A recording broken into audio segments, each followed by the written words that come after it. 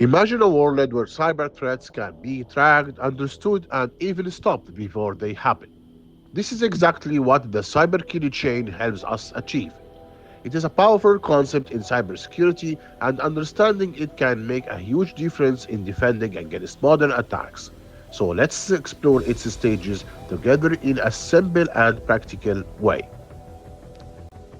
The cybersecurity chain was developed by Lockheed Martin. It provides a structured way to understand how cyber attacks unfold step by step. Instead of seeing attacks as random events, this model shows that they follow a clear path. By understanding each stage, security professionals and even regular users can detect and stop attacks early. The seven stages are as follows: Reconnaissance, weaponization, delivery, exploitation, installation, command and control, and actions on objectives. Let's start with reconnaissance. This is the phase where attackers gather information about their target. They might search on Google, LinkedIn, or social media, or even scan networks to find open ports and surfaces.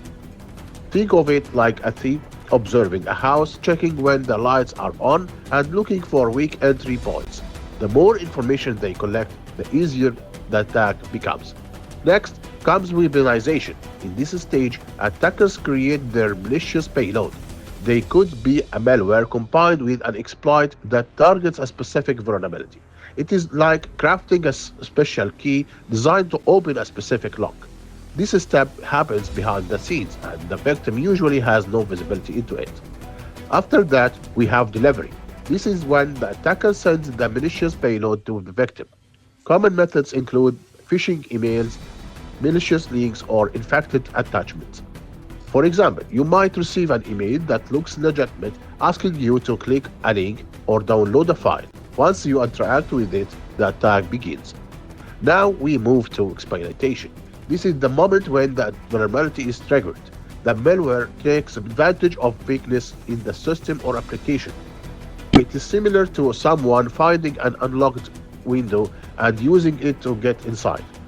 At this point, the attacker gains initial access. Next is installation.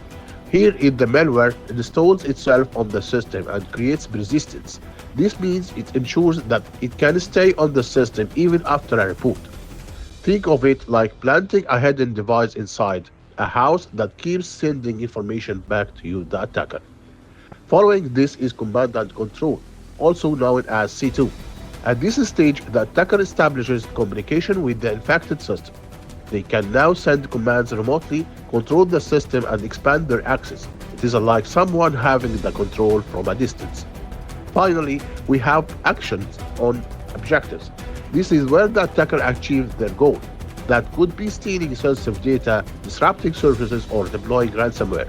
For example, they might extract customer data from a database or encrypt files and demand a payment.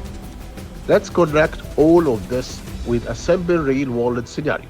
Imagine you receive a phishing email pretending to be from a bank. The attacker already collected your information during reconnaissance. They prepared the malicious link during the weaponization phase. You click the link, which is the delivery. The website exploits a browser vulnerability. Here is the exploitation. Malware gets installed. This is the installation. The attacker connects to your system, and this will be the command and control. Finally, they steal your credentials, which is the actions on objectives. This is the cyber kill chain in action.